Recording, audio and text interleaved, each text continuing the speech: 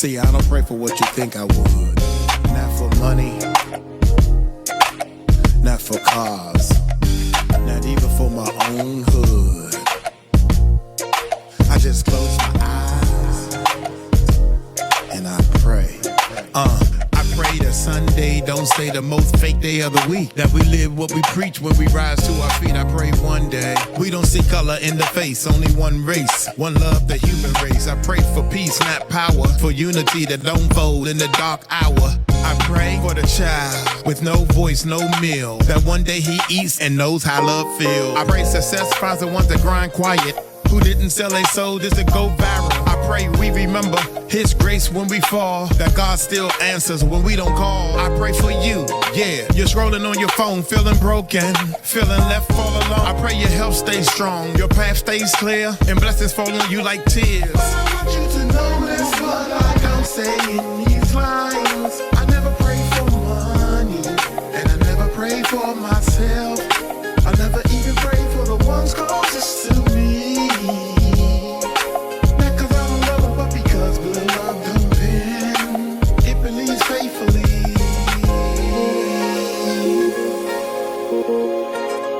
Just some things I pray for.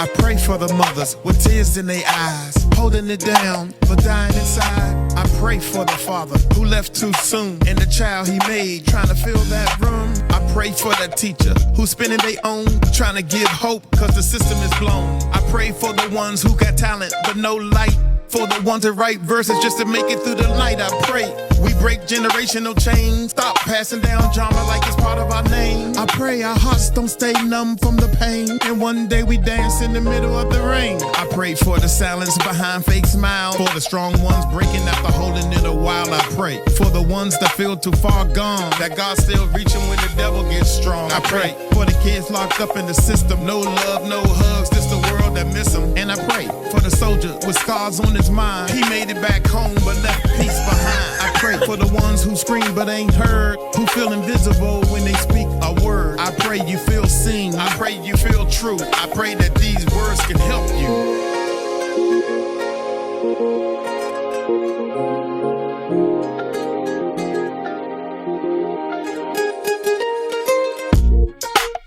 But what I mostly pray for is you.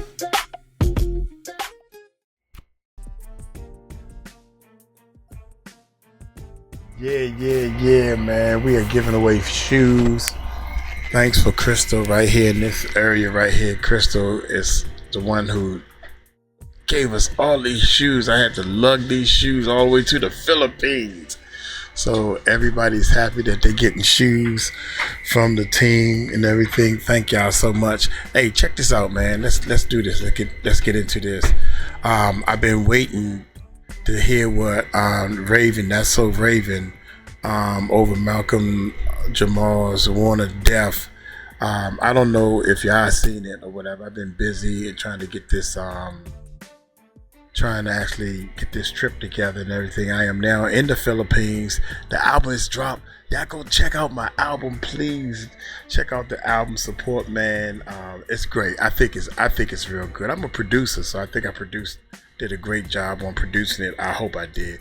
Hit that subscribe button, hit that bell. Let's see what Raven got to say while she cried, man. This is so sad. Raven-Symoné just broke her silence over Malcolm Jamal Warner's passing, and what she had to say will break your heart. Raven and Malcolm go way back to the 90s. She had something to say about Malcolm's passing. And let's just say that things aren't the way they seem. Word on the streets is that Malcolm might have been a victim of a setup because a lot of information that has come out about his unfortunate passing does not add up. The streets are saying that there was allegedly an entire conspiracy around Malcolm's passing and that things are not what they seem. So how does Raven feel about Malcolm's passing, and who tried to take Malcolm out and why? Let's break this down. It's not surprising that Raven-Symoné would have a breakdown over Malcolm's passing because they went way back. They first met in the late 80s when they both starred on the Cosby Show, and they stayed in touch after that. They were good friends, and according to reports, Raven was crushed when she heard the news about Malcolm's sudden passing. She paid her tribute to him on Instagram by posting this heartbreaking audio. Words cannot describe the pain and sadness and surprise that I feel with the recent loss of MJW. He was the big brother. He was a beacon. He was one of the most multifaceted, talented men. So gentle. And my heart and soul and hugs and kisses go out to his daughter and his wife and his mother. He gave the best advice. He gave the best hugs. And his smile will always be a huge, bright, white smile in my head forever. I love you, and I know you're watching over all of us now. Bye, Malcolm. Malcolm suddenly passed away on July 20th when he got caught in a riptide at Playa Cocos Beach in Costa Rica. But now fans are skeptical about the story, and they believe that there's something missing from the story that the authorities are not telling us. People nearby tried to step in when they noticed he was in trouble, but sadly, it didn't make a difference. By the time Costa Rica's Red Cross arrived, he wasn't responding, and it was quickly confirmed he had passed away. What's really raising eyebrows is how quiet everything's been, especially from people who were supposedly there. Playa Cocos isn't some off-the-map private beach. It's a busy, well-known spot packed with tourists and locals pretty much every day. So the fact that there's no footage, no pics, and barely any first-hand accounts, that's exactly what's making people side-eye the whole situation. Most people can agree that filming someone's final moments crosses a line. In a perfect world, folks would show some respect and put their phones away. But let's not kid ourselves. The internet rarely shows restraint, especially when a celebrity's involved. Whether it's for attention, curiosity, or just pure impulse, someone almost always captures something. We've seen this happen so many times with many horrifying videos showing celebs like Nipsey Hussle and even Takeoff lying in their own blood after being unalive suddenly. But somehow, Malcolm was the only exception. The math just isn't mathing. That's why the total silence around this feels off. No random beach video, no tourist post, nothing. For a place as busy as Playa Cocos, that kind of blackout isn't just rare, it's unsettling. And for those who cared about Malcolm, it's becoming nearly impossible to believe this was just a tragic fluke with nothing more to the story. But wait, it gets even more suspicious. People are seriously questioning how there were no lifeguards on duty when Malcolm drowned. The Caribbean Guard later blamed it on resource issues, but that doesn't make a lot of sense, especially since they've admitted the beach has been known for being dangerous for years. If that spot's been a concern for so long, why wasn't anyone assigned to watch it that day? The timing just feels off. Not long after the story went public, they rushed to put out a statement saying they were now redirecting resources to that beach, and another one with a history of strong currents. The timing couldn't be more suspicious. Between the sudden shift and the weak explanations, it's no surprise people are calling it out. It all just feels a little too convenient, and it smells of a cover-up. Another major red flag is the messy timeline of that day. There's no clear answer on how long Malcolm was in the water, how many people actually stepped in to help, or when the emergency team really arrived. The reports are scattered and inconsistent, and that lack of clarity has only stirred up more suspicion online. Because if this was just a simple accident, why is it so hard to get a straight story on what actually happened?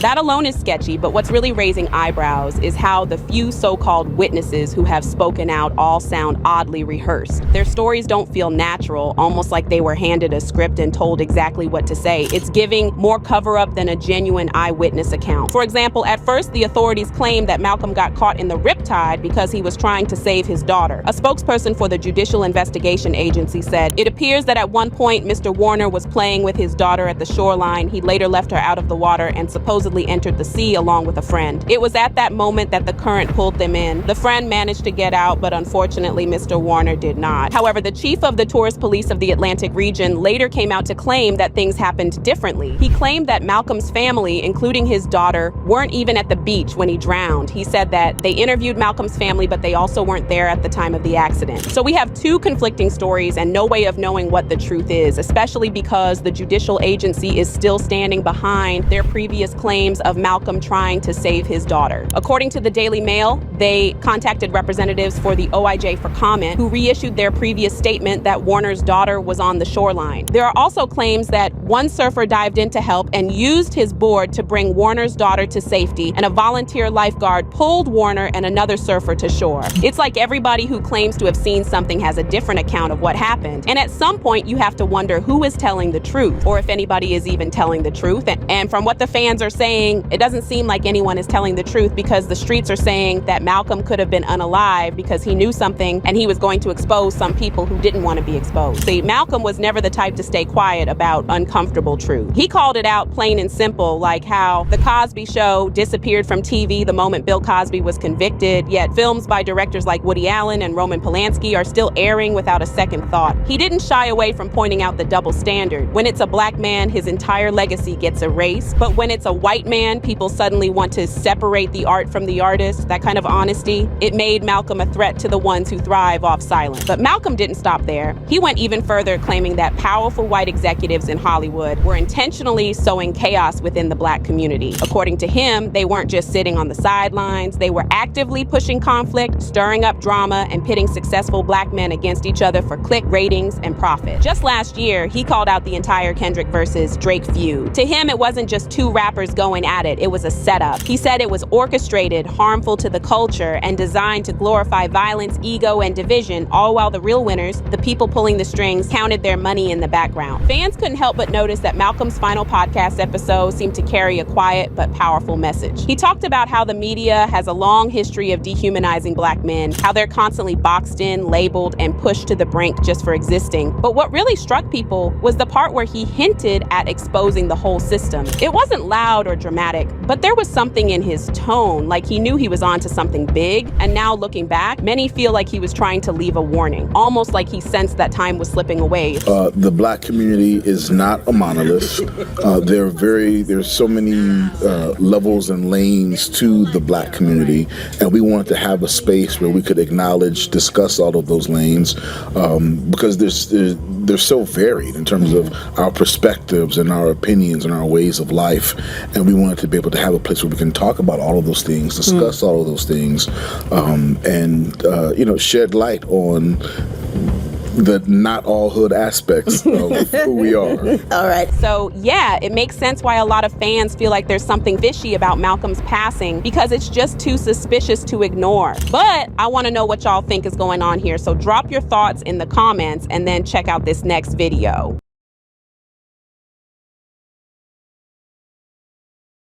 Man, one of the things I am noticing is there are a lot of different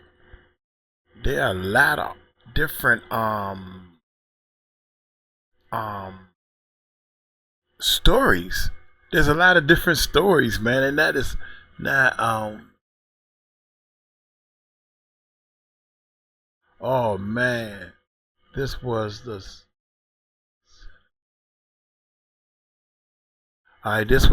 a setup, shocking new clues. Let's check this one out. My proudest achievement is this is crazy, being man. able to have a post-Cosby life and a post-Cosby career and still have my head on as straight as possible.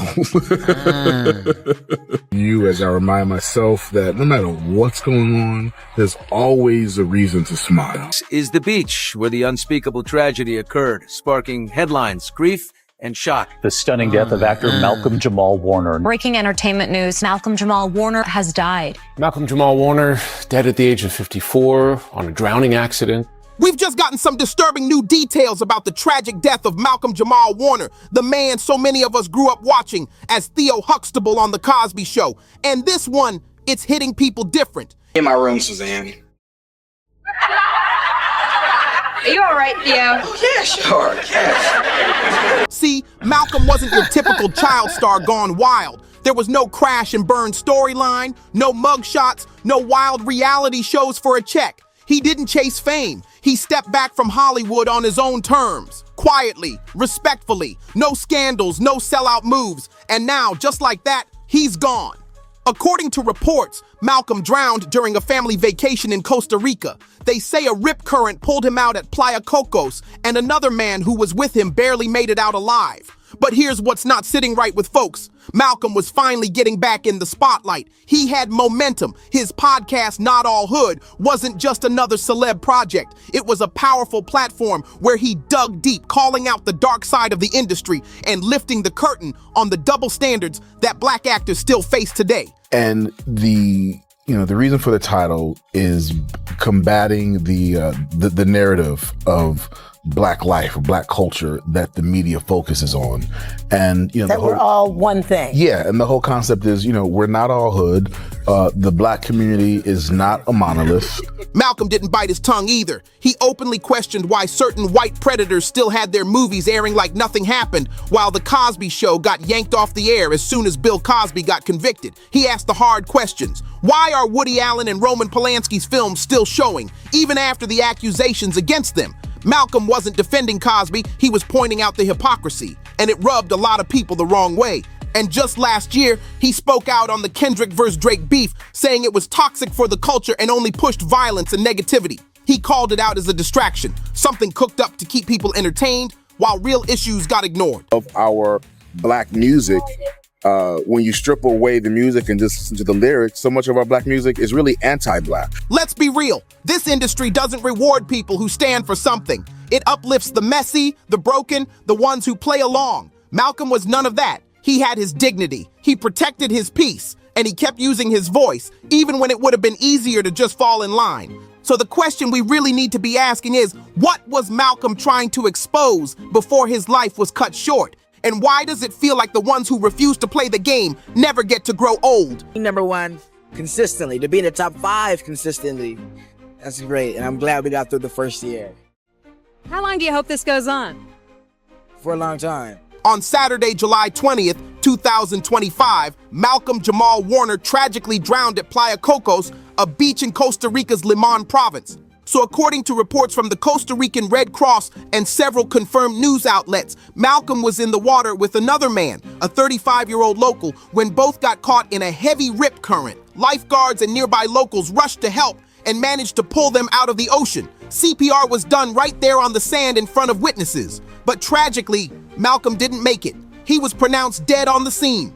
The other man, he was rushed to the hospital and was listed in critical condition. Ambulances were reportedly sent to the scene and attended to 2 adult male patients. One of the patients was Warner, who was ultimately declared dead at the scene after receiving CPR.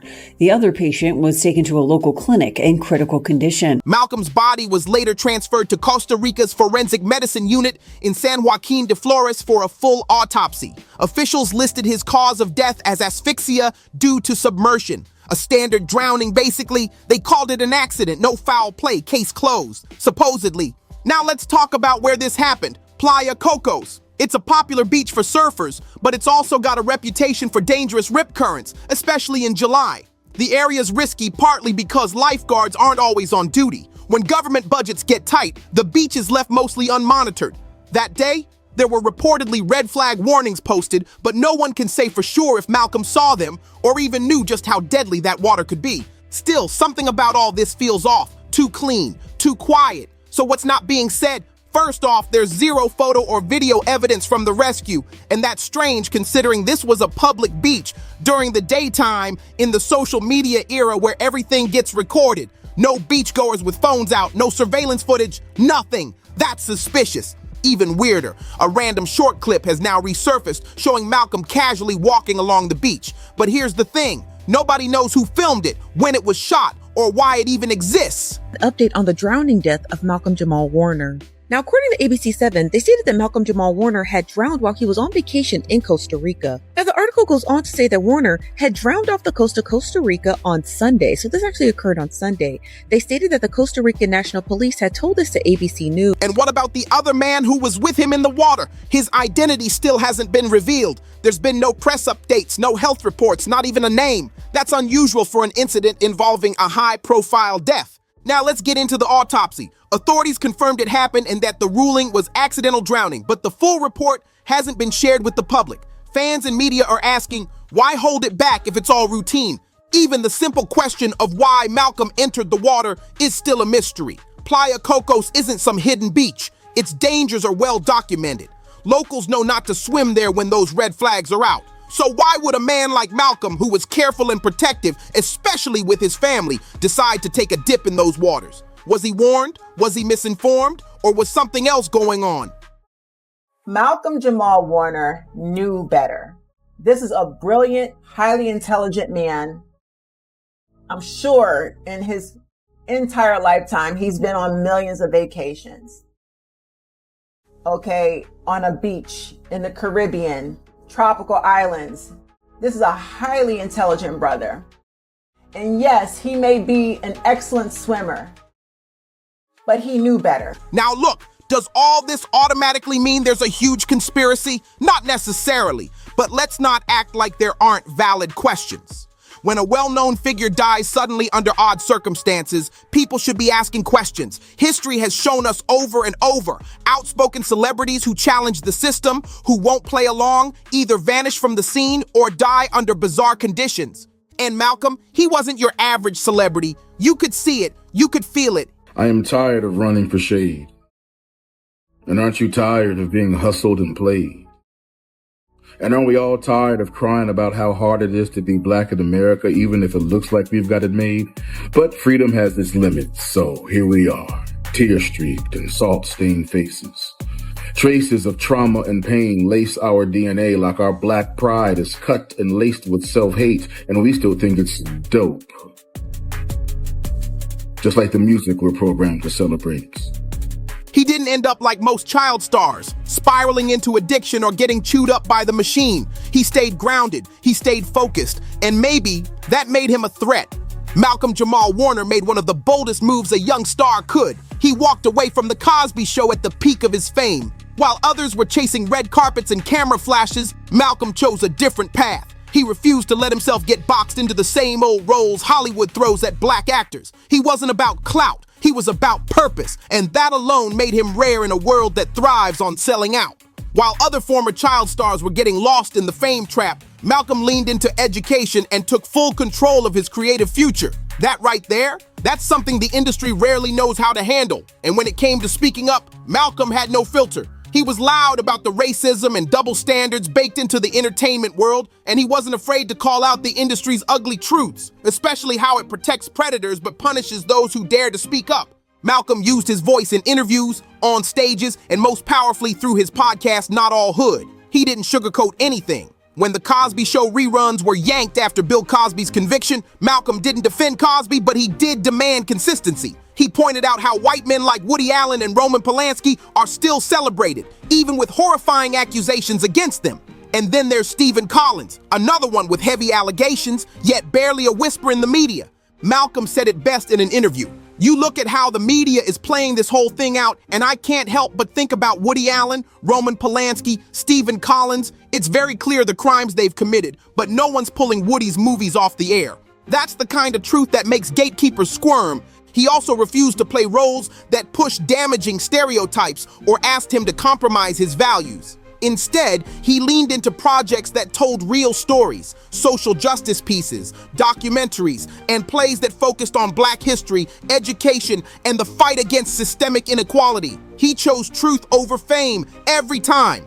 And Malcolm didn't just talk about the system, he wrote about it too. In 2021, he penned an op-ed for the Television Academy where he laid it all out. That white network execs, producers, writers, and directors are still the gatekeepers of black representation. He wrote, during the cycles where the gate hinges loosen slightly and black creatives are given some input and illusion of control, the stereotypes often continue even when the black characters are doctors, lawyers, or living in nice neighborhoods. All the time, we as black people, we are not a monolith. There's always this term, the black community. The black community is not just one community. They're all different facets. Right. And, I always find, because I'm talking to black people in all different lanes. Mm-hmm. And, there is a perspective that, again, going back to all of the valid excuses that are available, there are some of us who hold on to those excuses and you use those excuses as barriers. I do think at times that it's a bit disingenuous to tell black people to pull yourself up by your bootstraps. While most celebs rely on messy headlines or reality shows to stay relevant, Malcolm built something real. His podcast wasn't gossip. It was a platform for raw, honest conversations about race, media, masculinity, and healing. He wasn't interested in pleasing anyone. He wanted growth. He called out the misogyny in hip-hop, the glorification of violence, the toxic masculinity that's become so normalized. When the Kendrick versus Drake beef blew up last year, Malcolm didn't jump on the hype train. He criticized it for what it was, a flashy distraction feeding into negativity, while the culture itself was bleeding. Kendrick and Drake beef, which, you know, they talk about how much they hate each other and give all these references to violence and that sort of stuff. Yeah. Do you think, even though we enjoy those songs and they're bops, do you think that has a detrimental impact upon the culture ultimately? Ultimately, yes. It's been normalized for, you know, us to call ourselves the N-word, right? And we like to talk about how we've taken the power of that word back. But I'm of the school of thought. If I'm trying to speak love and upliftment to my brother, why am I going to borrow a word from people who use the word because they hate me? But we get caught up in, oh, well, we're turning the N-word into a positive. But our music is not reflecting positivity, love, and upliftment of our culture. And we're at a point now where so much of our, especially our music, so much of our Black music, when you strip away the music and just listen to the lyrics, so much of our Black music is really anti-Black.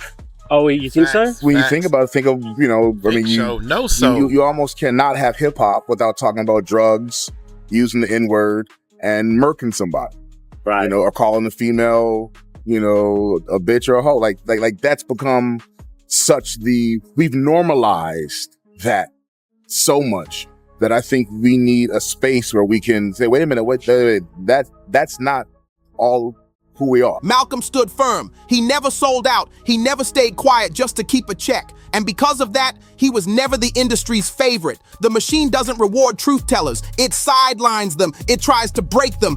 But Malcolm stayed solid for decades. He kept his dignity, his values, and his voice. And that's exactly why he didn't get the recognition he truly deserved while he was still here.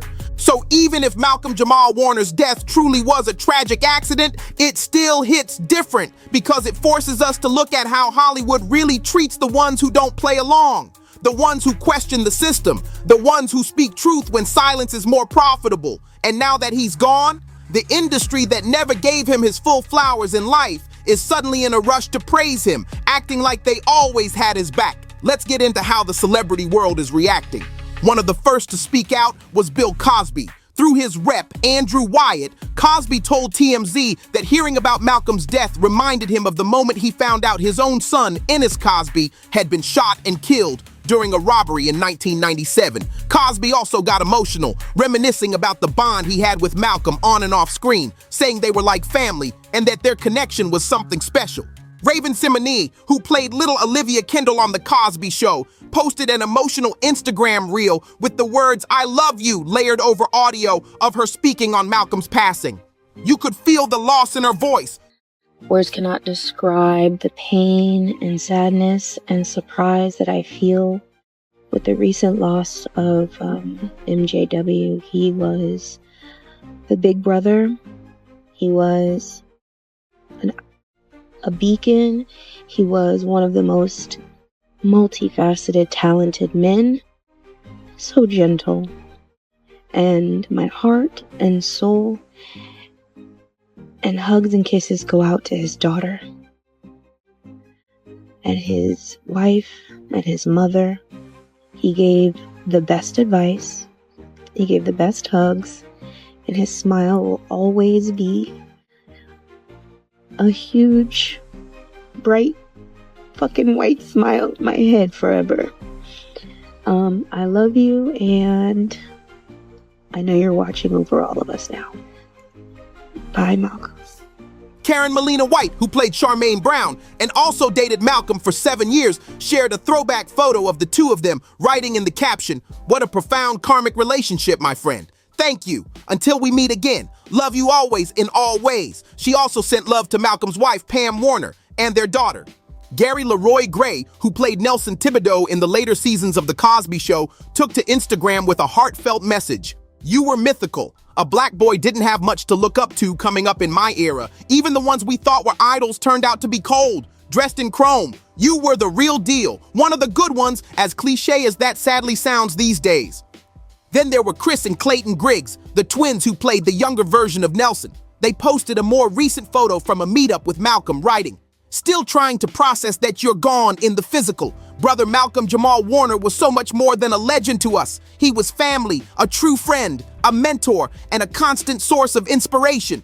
As for fans, they're grieving hard. This one doesn't feel like just another celebrity death. It feels personal. Malcolm wasn't just some face on a screen. He was Theo. He was the big brother figure for a whole generation who grew up watching him grow up too. One fan said it best, "This feels like America's brother passed away. Rest in power, Malcolm. You were always our Theo." Thank you for watching. Don't forget to subscribe, like, and share. See you on the next one.